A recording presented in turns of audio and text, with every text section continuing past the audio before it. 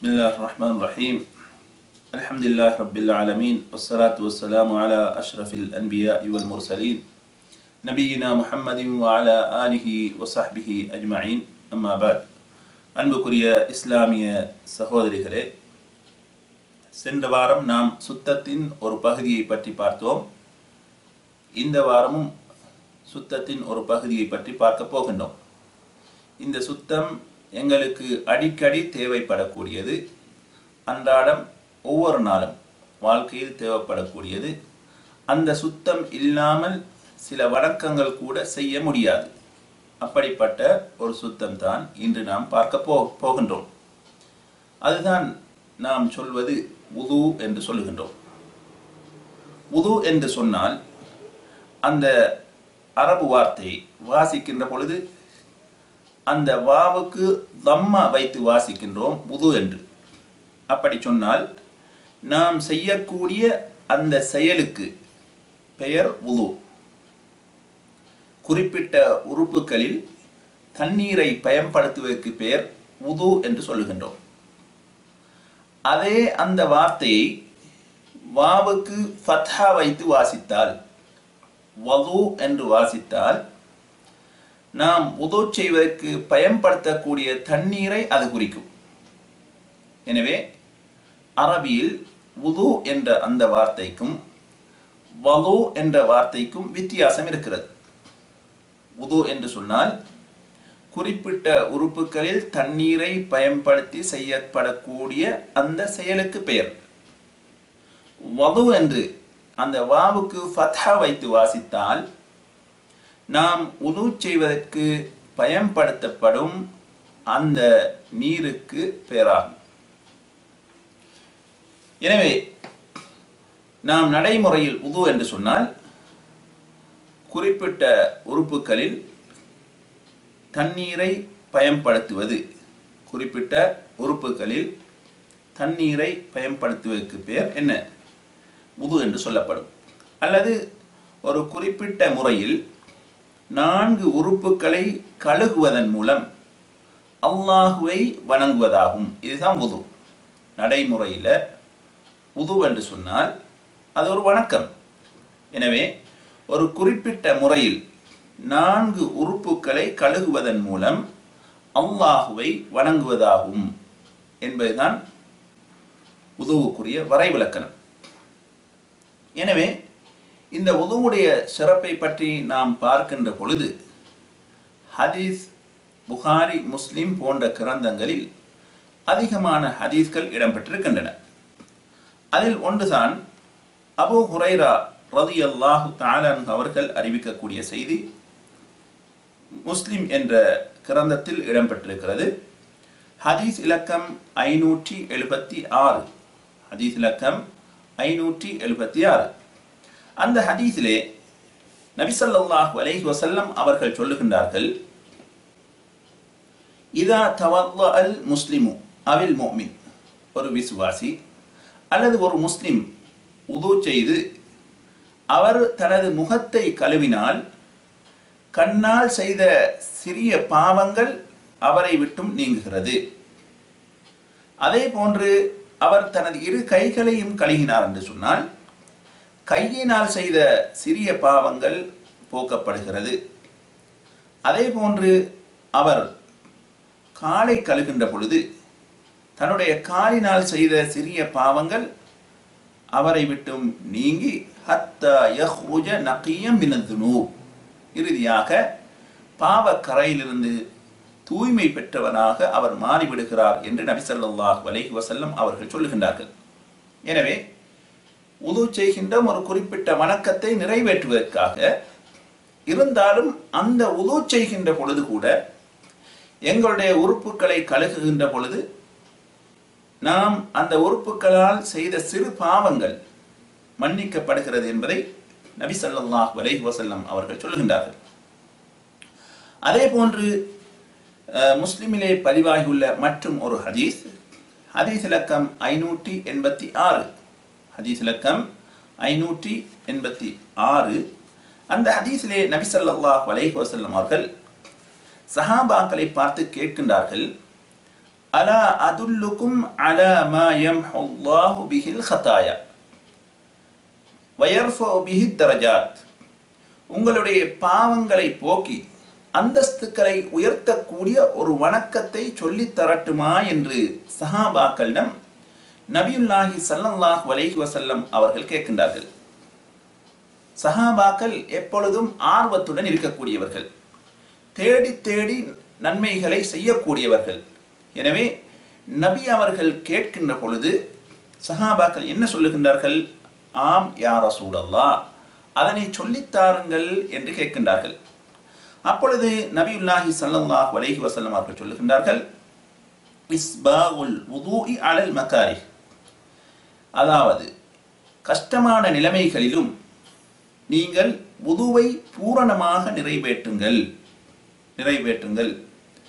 அதே போன்று அதிகமான எட்டுக்களை வைத்து பள்ளிக்கு நடந்து செல்வது, ஒரு தொழுகை முடிந்ததன் பின்னால் அடுத்த தொழுகையை எதிர்பார்த்திருப்பது, ஃபதாலிகுமுர் ரிபாத் என்று 3 தடவை நபி அவர்கள் சொல்லுகிறார். அதுதான் ஜிஹாத், அதுதான் போராட்டம் என்று நபி ஸல்லல்லாஹு அலைஹி வஸல்லம் அவர்கள் சொல்லுகின்றார்கள். எனவே இந்த ஹதீஸிலும் நாம் பார்க்கின்றோம், நபி ஸல்லல்லாஹு அலைஹி வஸல்லம் அவர்கள் என்ன உதுவை பற்றி சொல்லுகின்றார்கள். கஷ்டமான சூழலிலும் உதுவை பூரணமாக செய்வது என்று நபி ஸல்லல்லாஹு அலைஹி வஸல்லம் அவர்கள் சொல்லுகின்றார்கள். அதே போன்று அதிகமான எட்டுக்களை வைத்து பள்ளிக்கு நடந்து செல்வது. எனவே இந்த ஹதீஸின் மூலமாக எங்களுடைய பிள்ளைகள், ஆண் பிள்ளைகள், எங்களுடைய கணவன்மார்கள், எங்களுடைய பெற்றோர்கள் வீட்டில் தொழக்கூடியவர்களாக இருந்தால் இந்த சிறப்பை சொல்லி நாம் அவர்களை பள்ளி வாசலுக்கு அனுப்பி வைக்க வேண்டும். எனவே இதில் பல செய்திகள் சொல்லப்படுகின்றன. அதில் ஒன்றுதான் நபி ஸல்லல்லாஹு அலைஹி வஸல்லம் அவர்கள் என்ன சொல்லுகின்றார்கள்? பாவங்களை போக்கி நன்மை அந்தஸ்தை உயர்த்தக்கூடிய வணக்கங்கள் ஒன்று பரிபூரணமாக கஷ்டமான சந்தர்ப்பங்களிலும் உதுவை நிறைவேற்றுவது என்று நபி ஸல்லல்லாஹு அலைஹி வஸல்லம் அவர்கள் சொல்லுகின்றார்கள். எனவே இது உதுவுக்கு இருக்கக்கூடிய சிறப்புகள். அதே போன்று உதுவுக்கு ஆதாரம் இருக்கிறதா என்று கேட்டால், ஆதாரம் சொல்வதற்கு முன்னால் உங்களிடத்தில் ஒரு கேள்வி. உது என்ற வார்த்தை குர்ஆனில் எத்தனை இடங்களில் இடம்பெற்றிருக்கிறது? உது என்ற வார்த்தை குர்ஆனில் எத்தனை இடங்களில் இடம்பெற்றிருக்கிறது?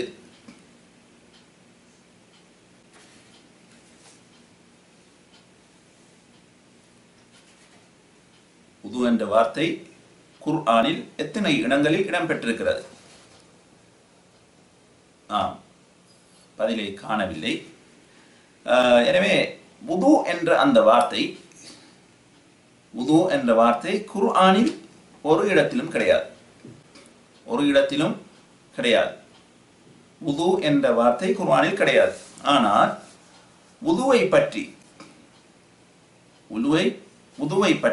அல்லாஹ் ஜல்ல சுப்ஹானஹு வ தஆலா குர்ஆனில் ஒரே ஒரு இடத்தில் தான் சொல்லுகின்றார்.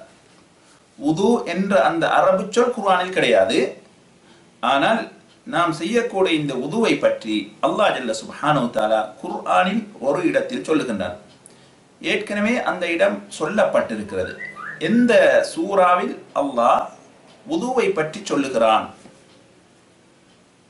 எந்த சூராவில் அல்லாஹ் ஜல்ல சுப்ஹானஹு வ தஆலா வுதுவை பற்றி சொல்லுகின்றான்? சூரத்துல் மாஇதா 6வது வசனத்திலே அல்லாஹ் ஜல்ல சுப்ஹானஹு வ தஆலா வுதுவை பற்றி சொல்லுகின்றான். எனவே வுதுவுக்கு குர்ஆனில் ஆதாரம் இருக்கிறதா என்று கேட்டால் ஆம், இருக்கிறது. அதைத்தான் அல்லாஹ் ஜல்ல சுப்ஹானஹு வ தஆலா சொல்லுகின்றான்.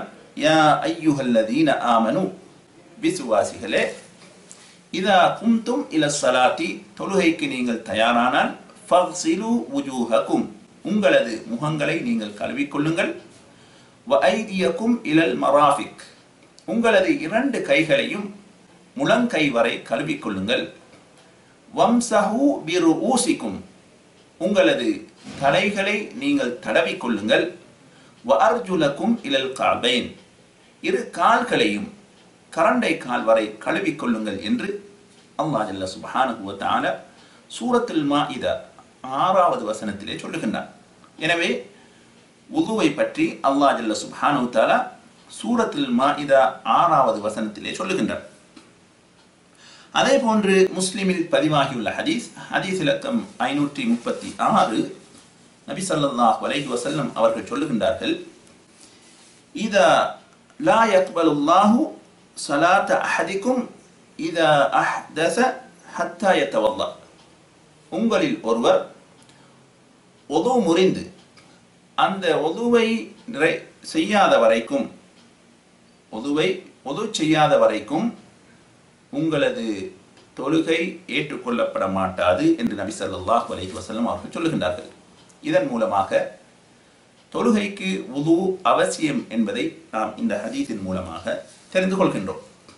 எனவே வுது பற்றி குர்ஆன் ஹதீஸில் சொல்லப்பட்டிருக்கிறதா என்று கேட்டால் ஆம், குர்ஆன் ஹதீஸிலே சொல்லப்பட்டிருக்கிறது.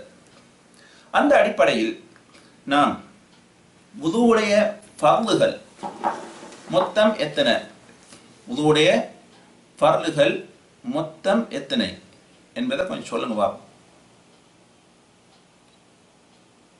நாம் நிறைய படிக்கிறோம். வுதுவுடைய ஃபர்லுகள் எத்தனையா இருக்கலாம்? வுதுவுடைய ஃபர்லுகளில் மொத்தம் 6. வுதுவுடைய ஃபர்லுகள் மொத்தம் 6. அந்த வுதுவுடைய ஃபர்லுகளில் முதலாவதாக உள்ளது நிய்யத்து வைத்தல்.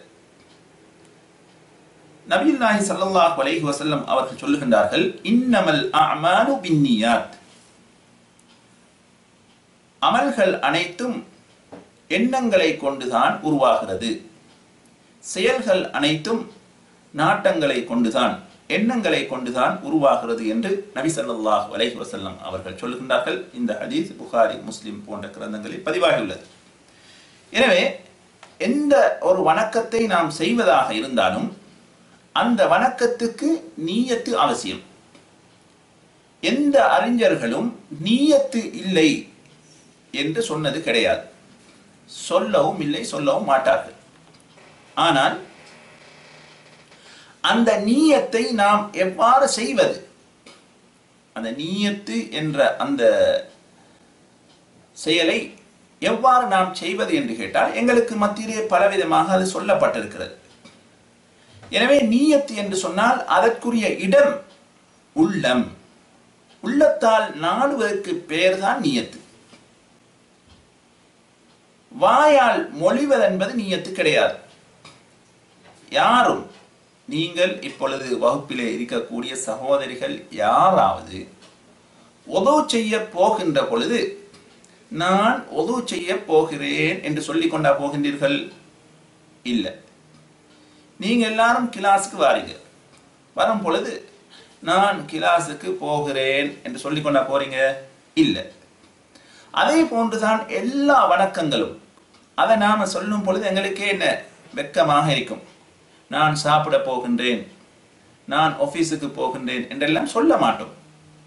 அதே போன்றுதான் வணக்கங்களிலும், குறிப்பாக வணக்கங்கள்னு நாங்க சொல்லவே கூடாது. காரணம் என்ன? அல்லாஹும் அல்லாஹ்வுடைய தூதர் ஸல்லல்லாஹு அலைஹி வஸல்லம் அவர்களும் எங்களுக்கு சொல்லித் தந்திருந்தால் தான் நாம் அதில் சொல்ல வேண்டும்.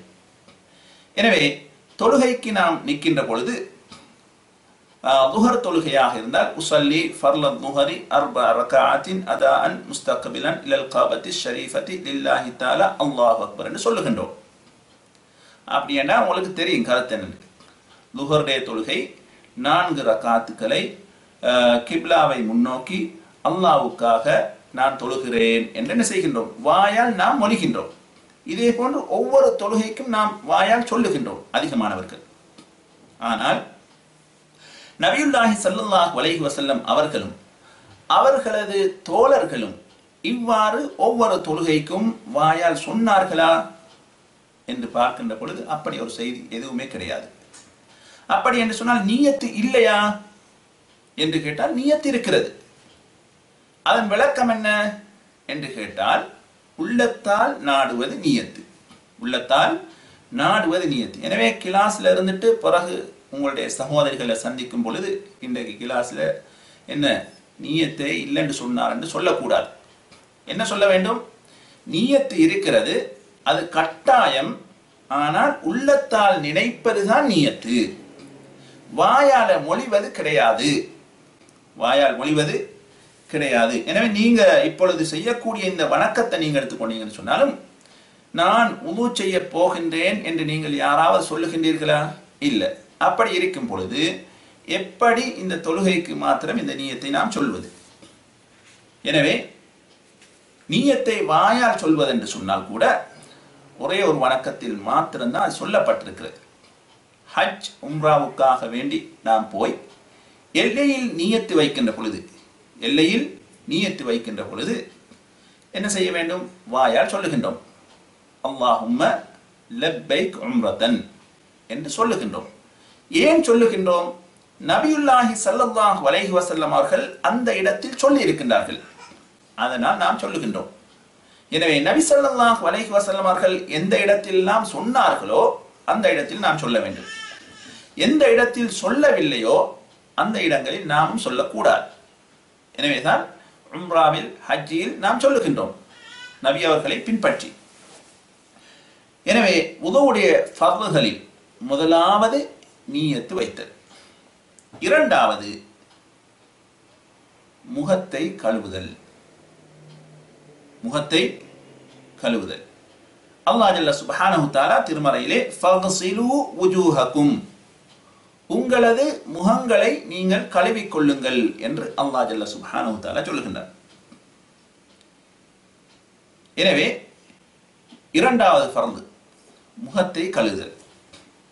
இப்பொழுது சில அறிஞர்கள் சொல்லுகின்றார்கள், அதாவது ஹம்பலி மத்ஹப் சேர்ந்த அறிஞர்கள் சொல்லுகின்றார்கள், அல்லாஹ் ஜல்ல சுப்ஹானஹு தஆலா முகத்தை கழுவிக் கொள்ளுங்கள் என்று சொல்லி இருக்கின்றான். எனவே மூக்கு, வாய் மூக்கு இந்த இரண்டும் முகத்துடன் சேர்ந்தது.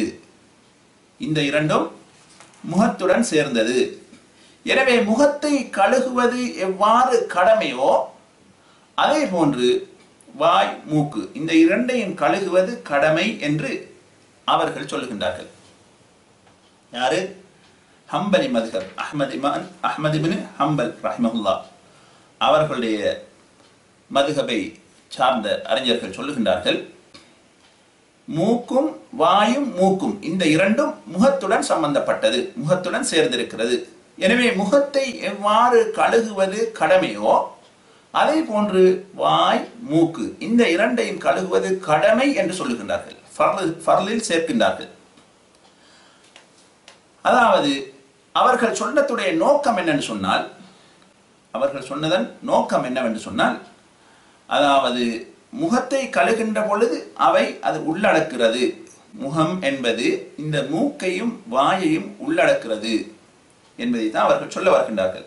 உதாரணத்துக்கு புகாரில பதிவாகியுள்ள ஹதீஸ் இலக்கம் 812. இந்த ஹதீஸிலே நபி ஸல்லல்லாஹு அலைஹி வஸல்லம் அவர்கள் சொல்லுவதாக இப்னு அப்பாஸ் ரலியல்லாஹு அன்ஹுமா அவர்கள் சொல்லுகின்றார்கள், உமிர்து அன் அஸ்ஜுத அலா சபஅதி அஅதுமின், 7 உறுப்புகளில் சுஜூது செய்வதற்கு நான் ஏவப்பட்டிருக்கிறேன் என்று நபி ஸல்லல்லாஹு அலைஹி வஸல்லம் அவர்கள் சொல்கின்றார்கள். அதில் நெற்றி, 2 கைகள், முட்டுக்கால்கள், 2 கால்களின் விரல்கள், மொத்தம் 7 வருகிறது. நபி ஸல்லல்லாஹு அலைஹி வஸல்லம் அவர்கள் 7 உறுப்புகள் என்று சொல்லிவிட்டு வ அஷார பியதிஹி அலா அன்ஃபிஹி, தன்னுடைய கையின் மூலமாக மூக்கின் பக்கம் சைக்கினை செய்தார்கள் என்ற செய்தி புகாரில் இடம்பெற்றிருக்கிறது. எனவே மூக்கையும் நாம் எடுத்து சேர்த்தோம் என்று சொன்னால் மொத்தம் எத்தனை உறுப்புகளாக மாறுகிறது? சுஜூதுடைய உறுப்புகள் 7. மூக்கையும் நாம் சேர்த்தி கொண்டால் எத்தனை உறுப்புகள் வருகின்றது? 8 உறுப்புகள் வருகின்றன. 8 உறுப்புகள் வருகின்றன. எனவே நபி ஸல்லல்லாஹு அலைஹி வஸல்லம் அவர்கள் மூக்கை அவர்கள் சைக்கினை செய்தது அது கட்டாயம் என்பதற்காக அல்ல.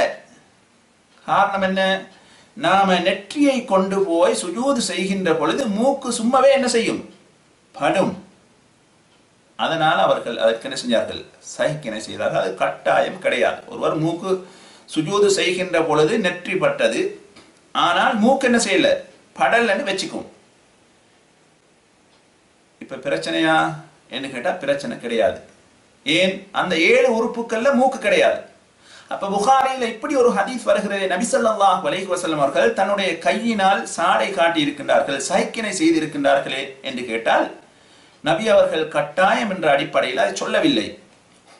ஒருவர் நெற்றியை பூமியில் வைக்கின்ற பொழுது அவருடைய மூக்கு என்ன செய்யும்? இயல்பாகவே படும். அதனைத்தான் நபி அவர்கள் சுட்டி காட்டி இருக்கின்றார்கள். அதே போன்றுதான் முகத்தை கழுவிக்கொள்ளுங்கள் என்று நபி ஸல்லல்லாஹு அலைஹி வஸல்லம் அவர்கள் சொல்லி, அல்லாஹ்வும் சொல்லி இருக்கின்றார், நபி ஸல்லல்லாஹு அலைஹி வஸல்லம் அவர்களும் சொல்லி இருக்கின்றார்கள். எனவே அந்த முகத்தை கழுகுங்கள் என்று சொல்லுகின்ற பொழுது யாரும் மூக்க வாயை எல்லாம் விட்டுட்டு முகத்தை கழுக மாட்டாங்க. முகம் கழுகின்ற பொழுது என்ன செய்யும்? அந்த 2ம் வந்து விடும் என்பதைத்தான் அங்கு சொல்ல வருகின்றார்கள். எனவே வுதுவுடைய ஃபர்லுகளில் 2வது முகங்களை கழுவிக்கொள்வது. 3வது 2 கைகளையும் முழங்கை வரை கழுவிக்கொள்வது. 2 கைகளையும் முழங்கை வரை கழுவிக்கொள்வது. இது 3வது. இதற்கு பொதுவாக முன்பு சொன்ன ஒரு செய்தியை சொல்லுகின்றோம், ஞாபகம் இருக்கும் என்று நினைக்கின்றேன்.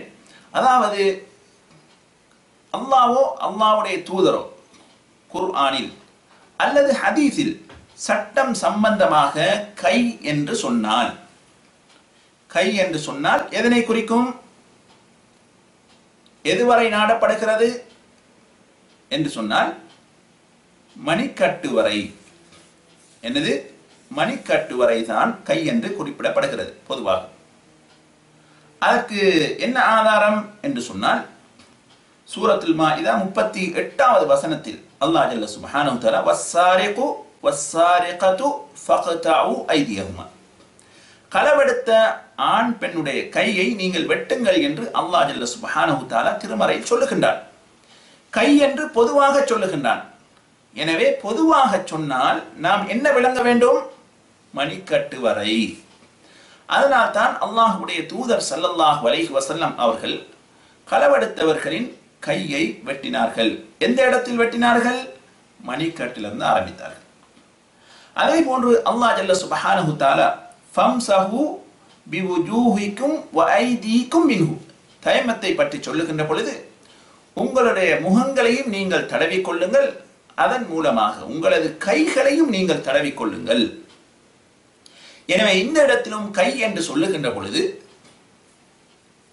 தயமத்தில் எதனை நாடப்படுகிறது? மணிக்கட்டு வரை. அதை நபி ஸல்லல்லாஹு அலைஹி வஸல்லம் அவர்கள் செய்து காட்டியிருக்கிறார்கள். புகாரியிலே பதிவாகியுள்ள ஹதீஸ் 347. அந்த ஹதீஸிலே நபி ஸல்லல்லாஹு அலைஹி வஸல்லம் அவர்கள் அம்மார் இப்னு யாசிர் ரலியல்லாஹு தஆலா அவர்களுக்கு தயமத்தை பற்றி கற்றுக் கொடுக்கின்ற பொழுது என்ன செய்தார்கள்? ஒரு தடவை அடித்து முகத்தை தடவிவிட்டு அதே கையினால் மணிக்கட்டு வரை தடவ வேண்டும் என்பதை நபி ஸல்லல்லாஹு அலைஹி வஸல்லம் அவர்கள் செய்து காட்டியிருக்கின்றார்கள். எனவே குர்ஆன் ஹதீஸில் பொதுவாக சட்ட விடயங்களில் கை என்று சொல்லப்பட்டால் முழு கையும் நாடப்பட மாட்டாது. மணிக்கட்டு வரை என்று முடிவு நாம் எடுக்க வேண்டும். அதற்கு நபி அவர்களுடைய செயல்முறைகளை நாம் உங்களுக்கு சொன்னோம். அதனால் தான் அல்லாஹ் ஜல்ல சுப்ஹானஹு தஆலா வுதுவை பற்றி சொல்லுகின்ற பொழுது வஐதியகும் இலல் மராஃபிகி, உங்களது கைகளை முழங்கை வரை நீங்கள் கழுவிக்கொள்ளுங்கள் என்று ஏன் சொன்னான்? உங்களுடைய கைகளை கழுவிக்கொள்ளுங்கள் என்று சொல்லி இருக்கலாம். ஏன் முழங்கை என்று குறிப்பிட்டு சொன்னான் என்று சொன்னால், மக்களுக்கு மத்தியிலே கை என்று சொன்னால் மணிக்கட்டு வரைதான் எடுத்துக்கொள்வார்கள். அதனால் தான் அல்லாஹ் ஜல்ல சுப்ஹானஹு தஆலா வுதுவை பற்றி சொல்லுகின்ற பொழுது முழங்கை வரை கழுகுங்கள் என்று குறிப்பிட்டு சொன்னான். இல்லை என்று சொன்னால் குறிப்பிட்டு சொல்ல வேண்டிய அவசியம் கிடையாது. எனவே ஏன் சொன்னான் என்று சொன்னால், மக்களுக்கு மத்தியில் கை என்று சொல்லுகின்ற பொழுது மணிக்கட்டை மட்டும் என்ன கழுவி விடுவார்கள். அதனால் அல்லாஹ் முழங்கை வரை என்று குறிப்பிட்டு சொல்லுகின்றான். எனவே முழங்கை வரை மக்கள் கையை நினைத்து வைத்திருப்பார்கள் என்று சொன்னால் அதை சொல்ல வேண்டிய அவசியமே இல்லை. எனவே மணிக்கட்டு வரைதான் மக்களுக்கு மத்தியிலே அறிமுகமாக இருக்கிறது என்ற காரணத்தினால்தான் அல்லாஹ் என்ன செய்கின்றான், முழங்கை வரை என்று சொல்லுகின்றான். எனவே வுதுவுடைய ஃபர்லுகளில் மூன்றாவது இரு கைகளையும் முழங்கை வரை கழுகுதல். நான்காவது ஃபர்ல் என்னவென்று சொன்னால் தலையை மஸ்ஹ் செய்தல். தலையை மஸ்ஹ் செய்தல். இந்த தலையை மஸ்ஹ் செய்வதிலே அல்லாஹ் ஜல்ல சுப்ஹானஹு வ தஆலா சொல்லுகின்றான், வம்ஸஹு பிருஊசிக்கும், வம்ஸஹு பிருஊசிக்கும் என்று அல்லாஹ் ஜல்ல சுப்ஹானஹு வ தஆலா சொல்லுகின்றான்.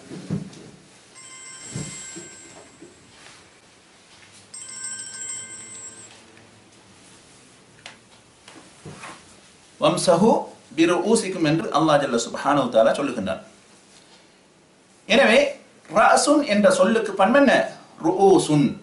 ரஅசுன் என்ற சொல்லுக்கு பன்மை ருஊசுன். வம்ஸஹு பிருஊசிக்கும், உங்களது தலைகளை நீங்கள் தடவிக்கொள்ளுங்கள் என்று அல்லாஹ் ஜல்ல சுப்ஹானஹு வ தஆலா சொல்லுகின்றான். எனவே தலையை தடவ வேண்டும் என்பதில் யாருக்கும் எந்த கருத்து வேறுபாடும் கிடையாது. யாரும் தலையை கழுகுவது கிடையாது. வுது செய்கின்ற பொழுது ஆண்களாக இருந்தாலும் பெண்களாக இருந்தாலும் எந்த கொள்கையை உடையவர்களாக இருந்தாலும் முஸ்லீம்கள் என்று சொல்லக்கூடிய அனைவரும் வுது செய்கின்ற பொழுது என்ன செய்வார்கள்? தலையை தடவுவார்கள். எனவே அல்லாஹ் ஜல்ல சுப்ஹானஹு வ தஆலா வம்ஸஹு பிருஊசிக்கும், உங்களது தலைகளை நீங்கள் தடவிக்கொள்ளுங்கள் என்று அல்லாஹ் சொல்லுகின்றான். ஆனால் கருத்து வேறுபாடு எந்த விடயத்தில் இருக்கிறது? தலை முழுவதையும் தடவுவதா அல்லது தலையின் ஒரு பகுதியை தடவுவதா? அதுதான் கருத்து வேறுபாடு. தடவுதல் என்பதில் கருத்து வேறுபாடு கிடையாது. எதில் வேறுபாடு இருக்கிறது? தலை முழுவதையும் தடவுவதா அல்லது தலையின் ஒரு பகுதியை தடவினால் போதுமா என்பதுதான் என்ன கருத்து வேறுபாட்டுக்குரிய விடயம். அந்த அடிப்படையிலே இரண்டு கருத்துக்கள் இருக்கின்றன. ஒரு கருத்து தலை முழுவதையும் தடவ வேண்டும். இந்த கருத்தை சொல்லக்கூடிய அறிஞர்கள் தான் இமாம் அஹ்மத், இமாம் மாலிக், இமாம் அபு ஹனீஃபா போன்ற அறிஞர்கள். எனவே அவர்கள் முன்வைக்கக்கூடிய ஆதாரம் என்னவென்பதை நாம் பார்ப்போம். தலை முழுவதையும் மஸ்ஹ் செய்வது, தடவுவது, இதற்கு ஆதாரம் என்னவென்று சொன்னால் புகாரியிலே பதிவாகியுள்ள ஹதீஸ் இலக்கம் 185. இந்த ஹதீஸிலே ஒரு மனிதர் அப்துல்லாஹ் இப்னு ஸைத் ரலியல்லாஹு தஆலா அவர்களிடத்தில் வந்து நபி ஸல்லல்லாஹு அலைஹி வஸல்லம் அவர்கள் வுது செய்த பிரகாரம் எங்களுக்கு உலுவை கற்றுத்தர முடியுமா, சொல்லித்தர முடியுமா என்று கேட்கிறார். அப்துல்லாஹ் இப்னு ஸைத் ரலியல்லாஹு தஆலா அவர்களிடத்தில் ஒரு மனிதர் வந்து நபி அவர்கள் எவ்வாறு உலு செய்தார்களோ அதே போன்று எங்களுக்கு உதுவை சொல்லித்தர முடியுமா என்று கேட்கிறார். அப்பொழுது அவர்கள் ஆம் என்று சொல்லிவிட்டு உது செய்வதற்கு தண்ணீரை கொண்டு வாருங்கள் என்று சொன்னார். தண்ணீர் கொண்டு வந்து கொடுக்கப்பட்டது. அப்பொழுது அவர் தன்னுடைய இரு கைகளையும் மணிக்கட்டு வரை கழுகினார். பின்பு வாயை கொப்பளித்தார். பின்பு நாசிக்கு தண்ணீரை செலுத்தினார். அடுத்து முகத்தை கழுவினார். பின்பு இரண்டு கைகளையும் முழங்கை வரை கழுவினார். அடுத்ததாக தலையை தடவினார். எவ்வாறு தடவினார்? தலையுடைய அந்த நெற்றியின் முன்பகுதியில் இரண்டு கைகளையும் வைத்து அப்படியே பின்பக்கமாக பிடரி வரை கொண்டு சென்றார். பின்பு மறுபடியும் அதே கையை எப்படி ஆரம்பித்தாரோ அதே போன்று முன்னெற்றி வரை திருப்பி கொண்டு வந்தார். அதற்கு பின்னால் இரண்டு கால்களையும் கரண்டை கால் வரை கழுவினார் என்ற செய்தி புகாரில் இருக்கிறது. எனவே இந்த ஹதீஸில் நபியுல்லாஹி ஸல்லல்லாஹு அலைஹி வஸல்லம் அவர்கள் எவ்வாறு உது செய்தார்கள் என்ற செய்தியை அப்துல்லாஹ் இப்னு ஸைத் ரலியல்லாஹு தஆலா நபியுடன் இருந்த அருமை தோழர்கள் நபி அவர்கள் செய்து பார்த்த சஹாபாக்கள் ஒருவர் தாபிஈன்களில் ஒருவருக்கு என்ன செய்தார்? கற்றுக் கொடுக்கிறார். அவர் கற்றுக் கொடுக்கின்ற பொழுது தலையுடைய அந்த பகுதி வந்த பொழுது எவ்வாறு மசு செய்தார்? தன்னுடைய 2 கைகளையும் தண்ணீர் நனைத்து முன்னெற்றியில் அந்த கைகளை வைத்து பிடரி வரைக்கும், பின்னுக்கு பிடரி வரைக்கும் என்ன செய்தார்? கொண்டு போய் மறுபடியும் அந்த கையை அப்படியே எந்த இடத்துக்கு ஆரம்பித்தாரோ அந்த இடத்துக்கு என்ன செய்தார்? திருப்பி கொண்டு வந்து முடித்தார். எனவே தலை முழுவதும் மசு செய்வதற்கு இந்த ஹதீஸ் ஆதாரமாக இருக்கிறது. இன்னும் ஒரு கருத்து இமாம் ஷாஃபி ரஹிமஹுல்லா அவர்களுடைய கருத்து தான் என்ன? தலையின் ஒரு பகுதியை மசு செய்தால் போதும், தலையின் ஒரு பகுதியை மசு செய்தால் போதும் என்று சொல்லுகின்றார்கள். அவர்கள் சொல்வதற்குரிய ஆதாரம் என்னவென்று சொன்னால், அல்லாஹ் ஜல்ல சுப்ஹானஹு வ தஆலா வம்சஹு பிருஊசிக்கும், உங்களது தலைகளை நீங்கள் தடவிக் கொள்ளுங்கள் என்று சொல்லுகின்ற பொழுது அந்த அரபு பாசையில் உள்ள பா என்ற அந்த எழுத்தை போட்டிருக்கின்றான், பி ருஊசிக்கும். எனவே பா என்ற அந்த எழுத்துக்கு அரபு பாசையில் கொஞ்சம் என்ற கருத்து இருக்கிறது.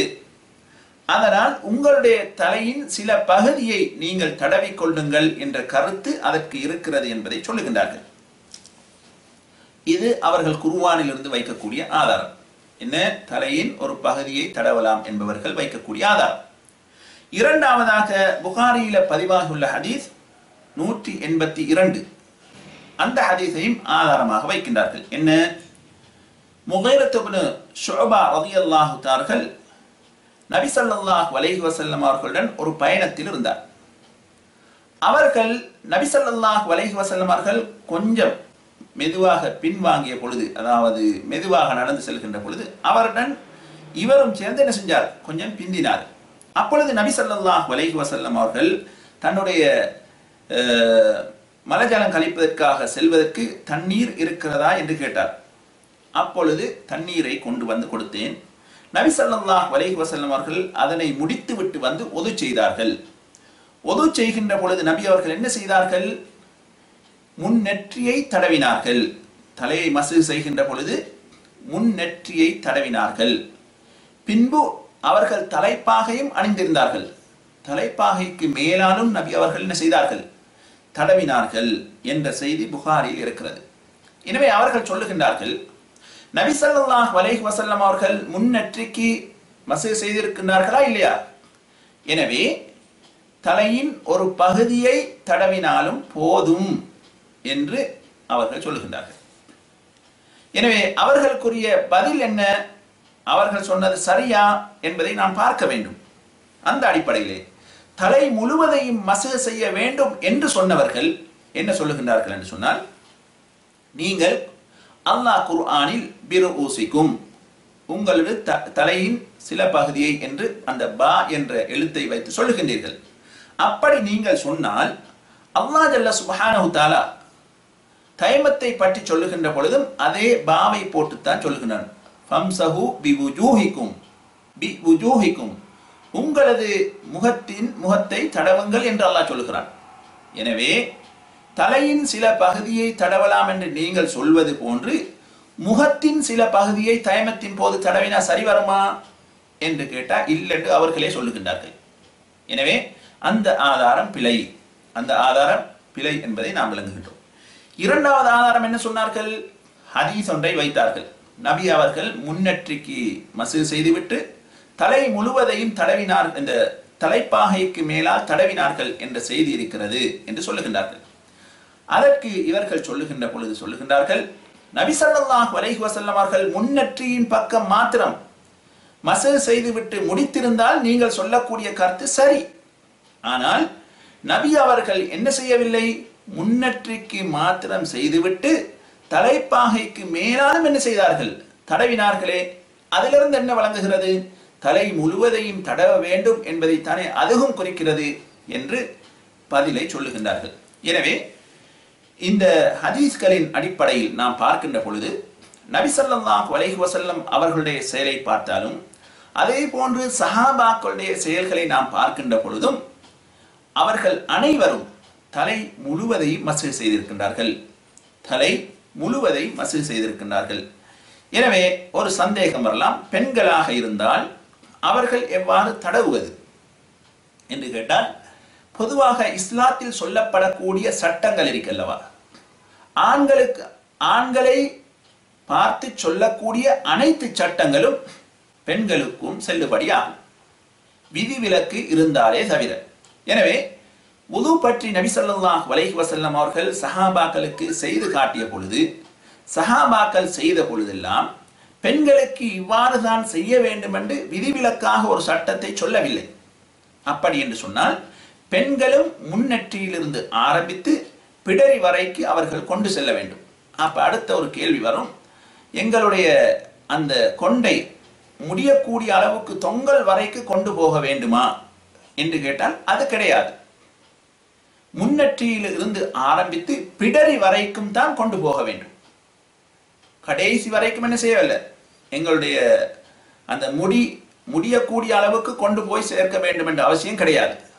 ஹதீஸில் எவ்வாறு வந்திருக்கிறது, முன்னெற்றியில் ஆரம்பித்து பிடரி வரைக்கும் கொண்டு போக வேண்டும், மறுபடி திருப்பி கொண்டு வர வேண்டும். எனவே பெண்கள் ஆண்கள் எல்லோருக்கும் இது என்ன பொதுவான சட்டம் தான். அப்ப சிலருக்கு ஒரு பிரச்சனை வரும், என்ன தலைமுடி சீங்கி போயிருமேன்னு சொல்லி அதுக்காக இபாதத் செய்யாம இருக்கிறா. தலைமுடி கொஞ்சம் சீயுமென்னு சொன்னா அங்களை என்ன கலைஞ்சி போயிருமென்னு சொன்னா இபாதத்து செய்யாம இருக்கிறா.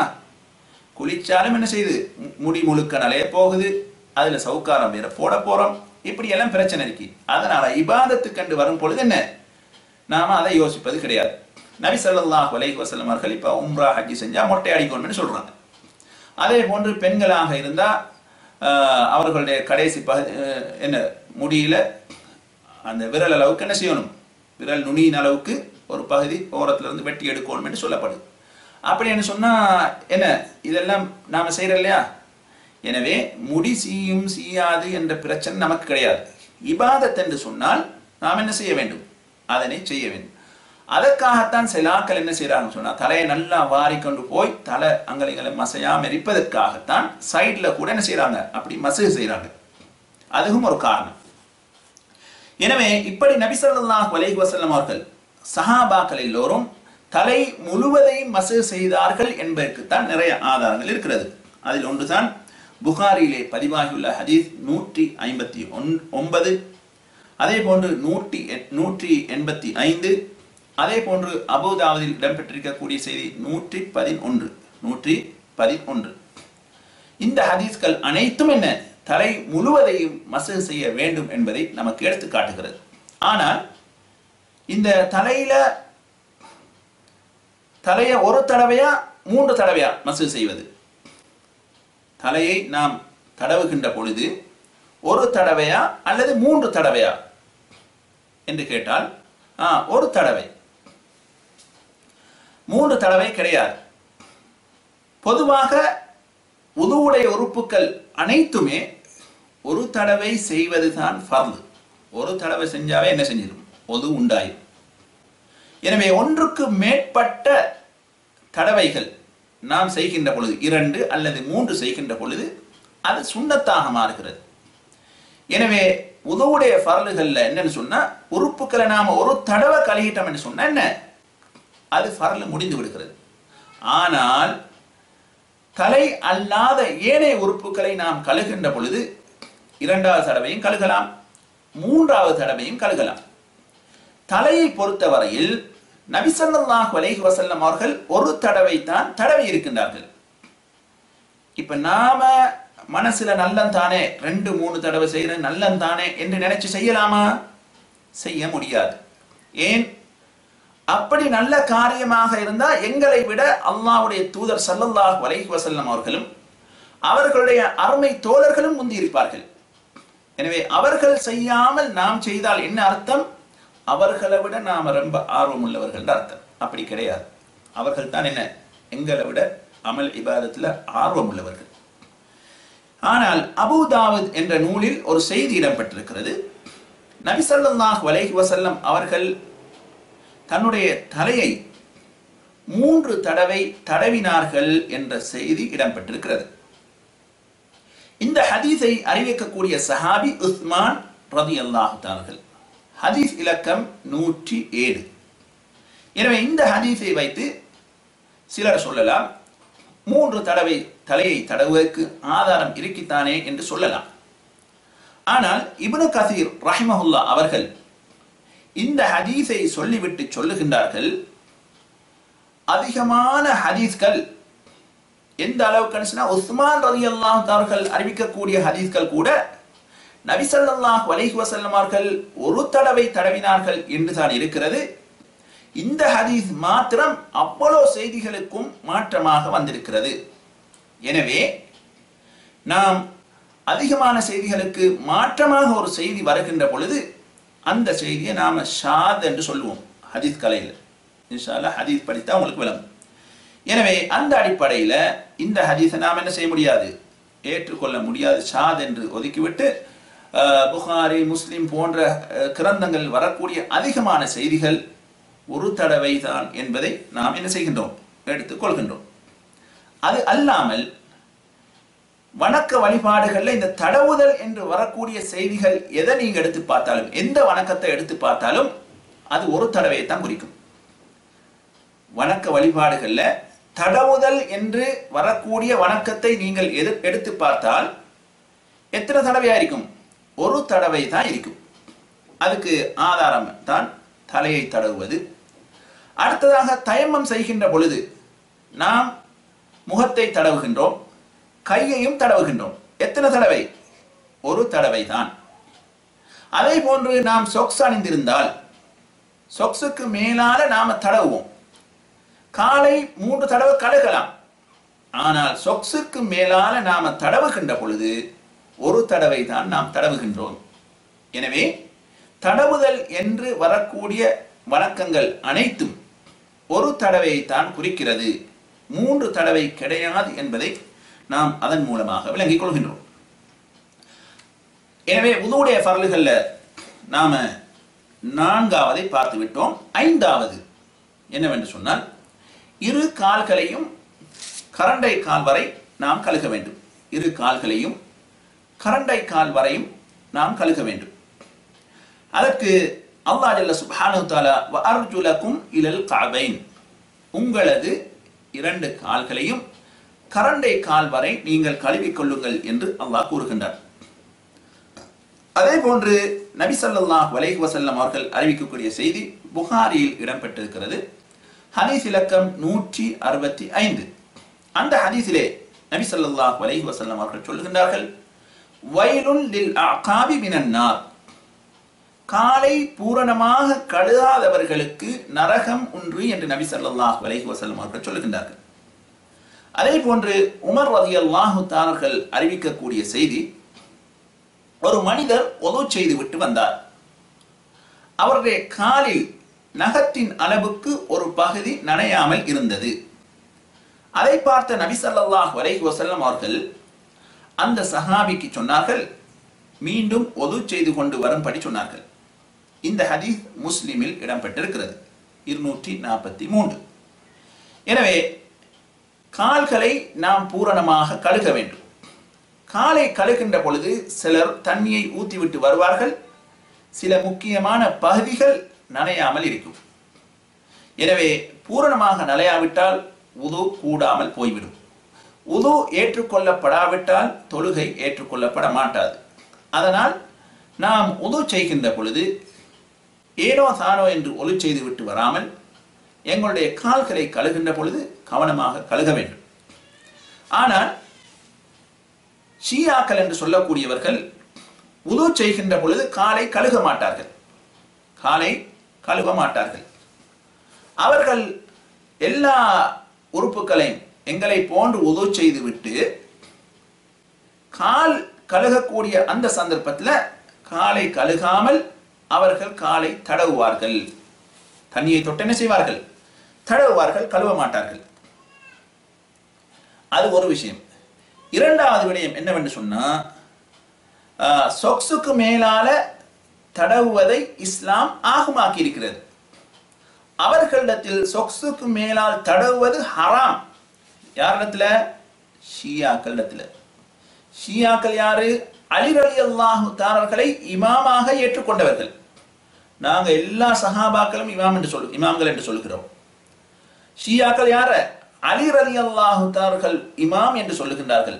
அபூபக்கர், உமர், உஸ்மான் ரலியல்லாஹு அன்ஹும் அவர்களுக்கு என்ன செய்கின்றார்கள்? திட்டுகின்றார்கள், ஏசுகின்றார்கள். ஆனால் நாம் எல்லா சஹாபாக்களுமே இமாம்கள் தான், எங்களுக்கு அல்லாஹ் பொருந்திக் கொண்டவர்கள் என்று நாம் சொல்லுகின்றோம். ஆனால் இவர்களுடைய பார்வையில அலி ரலியல்லாஹு தஆலா என்ன அவர்களது இமாம். அப்படி இருந்தும் கூட சொக்ஸுக்கு மேலால தடவ வேண்டும் என்ற ஹதீஸை அறிவிக்கின்ற பொழுது அலி ரலியல்லாஹு தஆலா அறிவிக்கின்றார்கள். அப்படி இருந்தும் கூட அவர்களுடைய மனோ இச்சையின் காரணமாக சொக்ஸுக்கு மேலால தடவுவது அவர்களுடைய பார்வையில் என்ன? ஹராம். எனவே அவர்கள் உண்மையாகவே அலி ரலியல்லாஹு தஆலா நேசிக்கக்கூடியவர்களாக இருந்தால் என்ன செய்ய வேண்டும்? இந்த ஹதீஸை ஏற்றுக்கொள்ள வேண்டும். எனவே அவர்கள் அலி ரலியல்லாஹு தஆலா நேசிப்பதற்காக இந்த கொள்கை அல்ல, இது யகூதிகள் மூலமாக வந்த கொள்கை, இந்த ஷியா கொள்கை. அதனால் தான் சஹாபாக்களை திட்டுகின்றார்கள். எனவே அவர்களுடைய கொள்கை என்ன? உதுவின் பொழுது காலை கழுகுவது கிடையாது. என்ன செய்வார்கள்? தடவுவார்கள். யாரு? ஷியாக்கள். உங்களுக்கு முன்னால யாராவது ஒலு செய்கின்ற பொழுது காலை சொக்ஸ் இல்லாம தடவினார்னா என்ன அர்த்தம்? இவர் ஷியான்னு விளங்கிக் கொள்ள வேண்டியது. அது மாத்திரம் இல்லாம சொக்ஸுக்கு மேலால தடவுவது கூட அவர்களிடத்துல என்ன? ஹராம். யாரிடத்துல? ஷியாக்களிடத்துல. ரைட். எனவே உதுவுடைய ஃபர்லுகள்ல நாம மொத்தம் 5 சொல்லி இருக்கின்றோம். ஒன்று ஹதீஸில் இடம்பெற்றது, 4 விடயங்கள் குர்ஆனில் கூறப்பட்டது. 6வது என்ன என்று சொன்னால் தொடராக நாம் செய்வது, தொடராக தர்த்தீபாக செய்வது. அப்படி என்று சொன்னால் முதலாவது முகம், அடுத்ததாக கை, அடுத்ததாக தலை, அடுத்ததாக கால். இப்படித்தான் நாம் செய்ய வேண்டும். இந்த ஒழுங்குக்கு மாற்றமாக ஒருவர் ஒது செய்தால் அவருடைய ஒது ஏற்றுக்கொள்ளப்பட மாட்டாது. ஒருவர் ஆரம்பத்திலே காலை கழுகினார், லேசிதானே, அதுக்கு பின்னால முகத்தை கழுகினார், இது ஒது கிடையாது. ஏன்? அல்லாஹ் ஜல்ல சுப்ஹானஹு தஆலா இந்த 4 உறுப்புகளில் கழுகக்கூடிய உறுப்புகள் 3ஐ சொல்லுகிறான், தடவக்கூடிய உறுப்புகள் 1ஐ சொல்லுகிறான். எனவே அந்த 3ஐயும் அல்லாஹ் தொடராக சொல்லிவிட்டு 4வதாக தடவக்கூடிய உறுப்பை சொல்லி இருக்கலாம், தலையை. அப்படி சொல்லவில்லை. கழுவக்கூடிய உறுப்புகள் 2ஐ சொல்லிவிட்டு இடையில தடவக்கூடிய அந்த உறுப்பை சொல்லுகிறான். அதற்கு பின்னால்தான் காலை அல்லாஹ் சொல்லுகிறான். ஏன் அவ்வாறு சொன்னான் என்று சொன்னால், இது தொடராக செய்யப்பட வேண்டும். இதற்கு பின்னால் இது, இதற்கு பின்னால் இது என்ற காரணத்தினால் தான் அல்லாஹ் ஜல்ல சுப்ஹானஹு தஆலா கழுவக்கூடிய உறுப்புகளுக்கு இடையில எதை போட்டிருக்கின்றான்? தடவக்கூடிய அந்த தலையை போட்டிருக்கின்றான். இந்த குர்ஆனுக்கு தர்ஜமா டிரான்ஸ்லேட் பண்ணின சிலர் அவர்களுடைய சுய இச்சையின் பிரகாரமாக என்ன செய்திருக்கிறார்கள்? அதுல இப்படி மாற்றி எழுதியிருக்காங்க. எப்படி மாற்றி எழுதியிருக்காங்க? முதலாவது முகம், அடுத்தது கை, அடுத்தது கால், அடுத்தது தலை. இப்படி என்ன செய்திருக்கின்றார்கள்? தர்ஜமா பண்ணி இருக்கின்றார்கள். அவர்கள் அல்லாஹ் ஜல்ல சுப்ஹானஹு தஆலாவே ஒன்றை சரியாக சொல்லுகின்ற பொழுது இவர்கள் சொல்லுகின்றார்கள், இல்லை இது இப்படித்தான் வரணும், இப்படித்தான் வர வேண்டும் என்று சொல்லுகின்றார்கள். எனவே இது ஒரு பெரியோர் பாதிப்பு. ஏன்? அல்லாஹ் ஜல்ல சுப்ஹானஹு தஆலா ஒன்றை சொன்னால் நாம் அவன் சொன்ன பிரகாரம் சொல்ல வேண்டும். எங்களுக்கு சரியான மாதிரி நாம் என்ன செய்யக்கூடாது? அதனை திசை திருப்பக்கூடாது. எனவே காலை முழுமையாக கழுக வேண்டும், காலை தடவுவது கிடையாது. சொக்ஸ் அணிந்திருந்தால் தடவலாம் என்பதுதான் என்ன அஹ்லு சுன்னத் வல் ஜமாத் அவர்களுடைய கொள்கை. அடுத்து இந்த உதுவுல இன்னும் ஒரு சிறப்பு ஒன்று இருக்கிறது. யாருக்கு தெரியும்? உதுவுல ஒரு விசேஷமான சிறப்பு ஒன்று இருக்கிறது. அதை நாம என்னன்னு சொல்லலாம். அதாவது குர், முஹஜ்ஜல் என்று 2 விடயங்கள் ஹதீஸில் சொல்லப்பட்டிருக்கிறது. உது பற்றி சொல்லுகின்ற பொழுது நபி ஸல்லல்லாஹு அலைஹி வஸல்லம் அவர்கள் குர்ருன் என்று சொல்லுகின்றார்கள், முஹஜ்ஜல் என்று சொல்லுகின்றார்கள். என்ன சொல்லுகின்றார்கள்? அதாவது நபி ஸல்லல்லாஹு அலைஹி வஸல்லம் அவர்கள் சொல்லுவதாக அபூ ஹுரைரா ரலியல்லாஹு தஆலா சொல்லுகின்றார்கள், இன்ன உம்மதி, என்னுடைய உம்மத்தினர்கள் யுதுஅவுன யௌமல் கியாமா, மர்ம நாளையில் அவர்கள் அழைக்கப்படுவார்கள் உர்ரன் முஹஜ்ஜலீன், எப்படி முகம் வெள்ளையுடையவர்களாக கால் கை வெள்ளையுடையவர்களாக அவர்கள் என்ன அழைக்கப்படுவார்கள், வருவார்கள். எப்படி மின் ஆசாரில் உது, உலுவின் காரணமாக அவர்கள் என்ன முகம் வெள்ளை கால் கை வெள்ளையுடையவர்களாக அழைக்கப்படுவார்கள். எனவே ஃபமன் இஸ்ததாஅ மின்கும் அன் யுதீல குர்ரதஹு ஃபல்யஃஅல், யாருக்காவது இதனை செய்து கொள்ள முடியும் என்று சொன்னால், அதிகமாக செய்து கொள்ள முடியும் என்று சொன்னால் அவர் செய்து கொள்ளட்டும் என்று நபி ஸல்லல்லாஹு அலைஹி வஸல்லம் அவர்கள் சொன்னார்கள். இந்த ஹதீஸ் புகாரி இடம்பெற்றிருக்கிறது 136. என்ன என்று கேட்டால், நாம் உது செய்கின்றோம், முக்கியமான 3 உறுப்புகளை நாம் பார்க்கணும். ஒன்று முகம், கழுவக்கூடிய உறுப்புகள், அடுத்தது கை, அடுத்தது கால். இந்த உறுப்புக்கள்ல நாம உது அதாவது முகத்தை கழுகின்ற பொழுது கடமையான பகுதியை கழுவிவிட்டு மேலதிகமான பகுதிகளை கூடுதலாக நாம் கழுவினால் முகவெள்ளை உடையவர்களாக வருவார்கள். அதாவது அடையாளம் உண்டு, ஒரு ஒளி ஒன்று அவருடைய முகத்தில் இருக்கும் மர்ம நாளையில் முகவெள்ளை உடையவர்களாக வருவார்கள். அதுக்குத்தான் உர்ருன் என்று சொல்லப்படும் அரபியில. முஹஜ்ஜல் என்று சொன்னால் கால் கை வெள்ளையுடையவர்களாக வருவார்கள். அப்படியான என்ன, ஃபர்லான அந்த இடத்தை கழுவி விட்டு மேலதிகமாக கொஞ்சம் கூட்டி, அதாவது முழங்கை வரை தான் கழுவணும், அதுக்கு மேல கழுகி, அதே போல கரண்டை கால் வரை தான் கழுக வேண்டும், அதற்கு மேலையும் கழுகினோம் என்று சொன்னால் அவர்களுக்கு என்ன பாக்கியம் கிடைக்கிறது? கால் வெள்ளை கை வெள்ளை உடையவர்களாக வருவார்கள். அப்படி என்று சொன்னால் அந்த இடத்தில் ஒரு ஒளி ஒன்றிருக்கும். எனவே என்னுடைய உம்மத்தினர்கள் என்ன செய்வார்கள்? அவ்வாறு அழைக்கப்படுவார்கள். எதன் காரணத்தினால்? உதுவின் காரணத்தினால் என்று நபி ஸல்லல்லாஹு அலைஹி வஸல்லம் அவர்கள் சொல்லுகின்றார்கள். எனவே உர்ருன் என்றா என்ன, முஹஜ்ஜல் என்றா என்னன்னு விளங்கிட்டா உங்களுக்கு? ரைட். அதே போன்று அபூ ஹுரைரா ரலியல்லாஹு தஆலா அவர்கள் அறிவிக்கக்கூடிய செய்தி, நபி ஸல்லல்லாஹு அலைஹி வஸல்லம் அவர்கள் மர்ம நாளையில ஹவுதுல் கௌசர் என்று நீர் தடாகம் ஒன்று இருக்கிறது. அதை பற்றி நபி ஸல்லல்லாஹு அலைஹி வஸல்லம் அவர்கள் சொல்லுகின்ற பொழுது சொல்லுகின்றார்கள், என்னுடைய உம்மத்தினர்கள் அந்த ஹவுதுல் கௌசரில் நீர் அருந்துவதற்காக வருவார்கள். அந்த இடத்தில் நான் இருந்து கொண்டு மற்ற மக்களை நான் தடுத்து கொண்டிருப்பேன். அப்ப நிறைய பேர் வருவாங்க. ஆனால் நபி ஸல்லல்லாஹு அலைஹி வஸல்லம் அவர்களுடைய உம்மத்து வருவதற்கு நபி அவர்கள் என்ன செய்வார்கள்? பார்த்து கொண்டிருப்பாங்க. அப்பொழுது சஹாபாக்கள் கேட்டார்கள், யா நபி அல்லாஹ் அதாரிஃபுனா, அல்லாஹ்வின் தூதரே உங்களுக்கு எங்களை தெரியுமா என்று கேட்டார்கள். அதுதானே, உலகத்தில் எவ்வளவு நபி ஸல்லல்லாஹு அலைஹி வஸல்லம் அவர்களுடைய உம்மத்து வந்திருப்பாங்க. எனவே உங்களுக்கு எங்களை தெரியுமா என்று சஹாபாக்கள் கேட்ட பொழுது நபி ஸல்லல்லாஹு அலைஹி வஸல்லம் அவர்கள் ஆம் என்று சொல்லிவிட்டு சொன்னார்கள், உங்களுக்கு ஒரு அடையாளம் ஒன்றிருக்கும், இந்த அடையாளம் வேறு யாருக்கும் கிடையாது, என்னுடைய உம்மத்தினர்களுக்கு மாத்திரம்தான் இந்த அடையாளம் இருக்கும் என்று சொல்லிவிட்டு சொன்னார்கள், தரிதூன அலைய உர்ரம் முஹஜ்ஜலீன மின் ஆசாரில் உது, உதுவின் காரணமாக நீங்கள் முகவெள்ளை கால் கை வெள்ளையுடையவர்களாக வருவீர்கள் என்று நபி ஸல்லல்லாஹு அலைஹி வஸல்லம் அவர்கள் சொல்கின்றார்கள். எப்படி? எனவே மர்ம நாளையில ஹவுதுல் கௌசர் என்ற அந்த நீர் தடாகத்துக்கு நாம் தண்ணீர் அருந்த போகின்ற பொழுது கூட நபி அவர்கள் எங்களை கண்டுகொள்வார்கள். அடையாளம் என்ன சொன்னார்கள்? முகவெள்ளை கால் கை வெள்ளையுடையவர்களாக வருவார்கள், அதன் மூலமாக என்னுடைய உம்மத்து என்று நான் கண்டுகொள்வேன். இது எதனால் ஏற்படும்? உதுவின் மூலமாக ஏற்படும் என்று நபி ஸல்லல்லாஹு அலைஹி வஸல்லம் அவர்கள் சொல்லிவிட்டு சொன்னார்கள், அந்த இடத்திலே என்னுடைய உம்மத்தில தான் கொஞ்சம் பேர் வருவாங்க, அவர்களை அந்த இடத்தில் தடுக்கப்படும், ஹவுதுல் கௌசருக்கு வர முடியாமல் தடுக்கப்படுவார்கள். அப்பொழுது நான் அந்த இடத்தில் இருந்து கொண்டு, யா ரப் ஹாஉலாஇ மின் அஸ்ஹாபி, யா அல்லாஹ் அவர்களும் என்னுடைய உம்மத்தை சார்ந்தவர்கள் என்று நான் சொல்லுவேன். அப்பொழுது அந்த இடத்தில் ஒரு மலக்கு எனக்கு பதிலளிப்பார். எப்படி என்று சொன்னால், வஹல் தத்ரி மா அஹ்தஸு பஅதக், முஹம்மதே உங்களுக்கு பின்னால் அவர்கள் புதிதான விடயங்கள் எல்லாம் மார்க்கத்தில் உருவாக்கி செய்தார்கள், அதனால் அவர்களுக்கு இந்த பாக்கியம் கிடையாது என்று சொல்லப்படும். சுப்ஹானல்லாஹ்.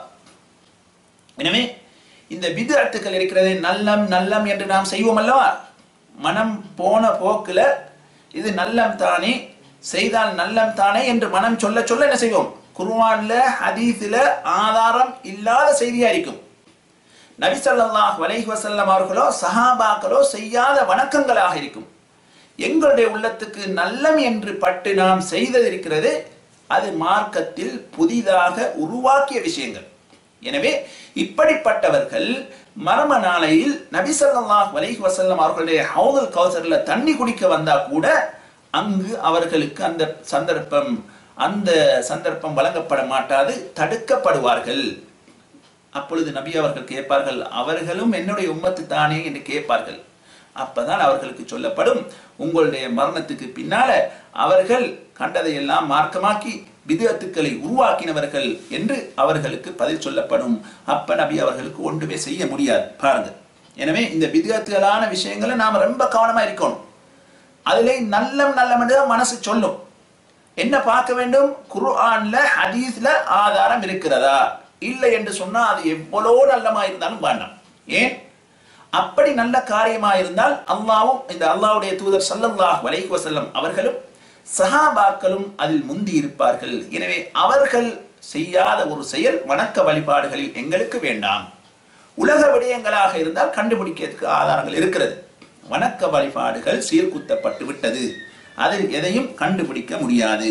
அதே போன்று அபூ ஹுரைரா ரலியல்லாஹு தஆலா அவர்கள் அறிவிக்கக்கூடிய செய்திதான் முஸ்லிமில் இடம்பெற்றிருக்கிறது. ஹதீஸ் இலக்கம் 583. அந்த ஹதீஸிலே அவர்கள் சொல்லுகின்றார்கள், நபியுல்லாஹி ஸல்லல்லாஹு அலைஹி வஸல்லம் அவர்கள் அடக்கஸ்தலம் மையவாடியின் பக்கம் வந்தார்கள், கபரிஸ்தானங்களின் பக்கம் வந்தார்கள்.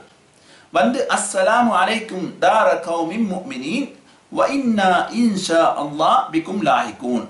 இதுதான் மையவாடிக்கு போனா ஓத வேண்டிய துவா. அடக்கஸ்தலங்களுக்கு சென்றால் ஓத வேண்டிய துவா இதுதான். அஸ்ஸலாமு அலைக்கும் யா தார கௌமின் முஃமினீன், விசுவாசிகளே உங்கள் மீது அல்லாஹ்வின் சாந்தி உண்டாகட்டும். வ இன்னா இன்ஷா அல்லாஹ் பிக்கும் லாஹிகூன், நாங்களும் உங்களோட வந்து இன்ஷா அல்லாஹ் சேர்ந்து கொள்வோம் என்று நபி அவர்கள் சொன்னார்கள். சொல்லிவிட்டு சொன்னார்கள், வவதித்து அன்னா கத் ரஐனா இஹ்வானனா, எங்களுடைய சகோதரர்களை நாம் கண்டிருக்க கூடாதா என்று நபி அவர்கள் சொன்னார்கள். அப்பொழுது சஹாபாக்கள் கேட்டார்கள், நபியே நாங்க உங்களோட சகோதரர்கள் தானே, உங்களுடைய சகோதரர்கள் தானே என்று சொன்னார்கள். அப்பொழுது நபி ஸல்லல்லாஹு அலைஹி வஸல்லம் அவர்கள் சஹாபாக்களை பார்த்து சொன்னார்கள், அந்தும் அஸ்ஹாபி, நீங்கள் என்னுடைய தோழர்கள். வ இஹ்வானுனா அல்லதீன லம் யஅது பஅத், இதுவரைக்கும் வரலே அவர்கள் தான் என்னுடைய சகோதரர்கள், பின்னால வரக்கூடியவர்கள் தான், உங்களுக்கு பின்னால் வரக்கூடியவர்கள் தான் என்னுடைய சகோதரர்கள் என்று நபி அவர்கள் சொன்னார்கள். அப்பொழுது சஹாபாக்கள் நபியை பார்த்து கேட்டார்கள், நபியே உங்களுக்கு பின்னால் வரக்கூடிய அவர்களை நீங்கள் எவ்வாறு கண்டுகொள்வீர்கள் என்று சஹாபாக்கள் கேட்ட பொழுது நபி ஸல்லல்லாஹு அலைஹி வஸல்லம் அவர்கள் சொன்னார்கள், அதாவது ஒரு குதிரை இருக்கிறது, அதாவது ஒட்டகம் இருக்கிறது, அந்த கருப்பு ஒட்டகங்களுக்கு மத்தியிலே ஒரு வெள்ளை ஒட்டகம் ஒன்று இருந்தால் எவ்வாறு கண்டுபிடிக்க முடியுமோ அதே போன்று என்னுடைய உம்மத்தினரை நான் கண்டுகொள்வேன். எதன் மூலமாக? அவர்கள் ஒதுவின் மூலமாக முகவெள்ளை, கால்கை வெள்ளையுடையவர்களாக அவர்கள் வருவார்கள். அதன் மூலமாக அவர்கள் என்னுடைய சகோதரர்கள் என்பதை நான் கண்டுகொள்வேன் என்று நபி ஸல்லல்லாஹு அலைஹி வஸல்லம் அவர்கள் சொல்லிவிட்டு, ஏற்கனவே சொன்ன செய்தி இதில் வருகிறது, நபி அவர்கள் அங்கு சிலர் தடுக்கப்படுவார்கள். அப்பொழுது நான் அந்த இடத்திலே என்னுடைய உம்மத்தினர் தானே என்று அவர்களுக்கு சொல்லுவேன். அப்பொழுது மலக்கு சொல்லுவார், இவர்கள் உங்களுக்கு பின்னால் மார்க்கத்தில் புதிதான விடயங்களை உண்டாக்கி செய்து கொண்டிருந்தார்கள் என்று சொல்லப்படும். அப்பொழுது நானும் சொல்லுவேன், சுஹ்கன் சுஹ்கன், நாசம் உண்டாகட்டும் நாசம் உண்டாகட்டும் என்று நானும் சொல்லுவேன் என்று நபி ஸல்லல்லாஹு அலைஹி வஸல்லம் அவர்கள் சொல்லுவதாக இந்த ஹதீஸ் முஸ்லிமிலே பதிவாகியுள்ளது. எனவே மறும நாளையில் அல்லாஹ் ஜல்ல சுப்ஹானஹு தஆலா எங்களுக்கு நபி ஸல்லல்லாஹு அலைஹி வஸல்லம் அவர்களுடைய அந்த அதாவது ஹவுதுல் கௌசர்ல தண்ணி குடிப்பதற்கு ஒரு சந்தர்ப்பத்தை வைத்திருக்கிறார். அந்த சந்தர்ப்பம் எப்பொழுது நீக்கப்படுகிறது? உலகத்தில் வாழுகின்ற காலகட்டத்தில் பித்அத்துக்களை செய்திருந்தால், பித்அத்து செய்யக்கூடிய மக்களாக இருந்தால் அந்த சந்தர்ப்பம் நமக்கு கிடைக்காமல் போய்விடும். அல்லாஹ் ஜல்ல சுப்ஹானஹு வ தஆலா அந்த சந்தர்ப்பம் கிடைக்கக்கூடிய மக்களாக எங்கள் அனைவரையும் மாற்ற வேண்டும். எனவே இந்த ஹதீஸ்ல நாம படிக்கக்கூடிய செய்திதான், வுது என்பது என்ன? ஒரு சிறிய வணக்கம். அந்த வணக்கத்தை செய்வதன் மூலமாக சில பாவங்கள் போக்கப்படுகின்றன. அது அல்லாமல் அந்த வுதுவை செய்கின்ற பொழுது கழுவக்கூடிய ஃபர்லான 3 உறுப்புக்களை நாங்கள் மேலதிகமாக கழுவினால், மேலதிகமான தடவைகள் அல்ல, 4-5 தடவை அர்த்தம் அல்ல, ஃபர்லான இடத்தை கழுவிட்டு அதுக்கு மேற்பட்ட பகுதியை நாம் கூடுதலாக கழுவினால் என்ன, அவர்களுக்கு விசேஷமான ஒரு வெளிச்சம் மர்ம நாளில் அந்த உறுப்புக்கள் ஏற்படும். அதன் மூலமாக நபி ஸல்லல்லாஹு அலைஹி வஸல்லம் அவர்கள் என்னுடைய உம்மத்தினர்கள் என்பதை கண்டுகொள்வார்கள் என்பதை நபி ஸல்லல்லாஹு அலைஹி வஸல்லம் அவர்கள் சொல்லுகின்றார்கள். அடுத்ததாக, எனவே வுதுவுடைய ஃபர்லுகள் மொத்தம் 6. முதலாவது நியத்து, இரண்டாவது முகத்தை கழுவுதல், மூன்றாவது கையை கழுவுதல் முழங்கை வரை, நான்காவது தலையை முழுமையாக தடவுதல், ஐந்தாவது 2 கால்களையும் கரண்டை கால் வரை கழுவுதல், ஆறாவது தொடராக செய்தல், மாற்றம் இல்லாமல், முற்படுத்தாமல், பிற்படுத்தாமல், அல்லாஹ் சொன்ன பிரகாரம் தொடராக அதனை செய்வது. இதுதான் வுதுவுடைய ஃபர்லுகள் மொத்தம் 6 என்பதற்கு ஆதாரம். எனவே இந்த வுதுவுடைய ஃபர்லுகளை பற்றி நாம் பார்த்தோம். அடுத்த வாரம் இன்ஷா அல்லாஹ் அதனுடைய தொடர் இருக்கிறது. அதை நாம் இன்ஷா அல்லாஹ் அடுத்த வாரம் பார்ப்போம் இன்ஷா அல்லாஹ்.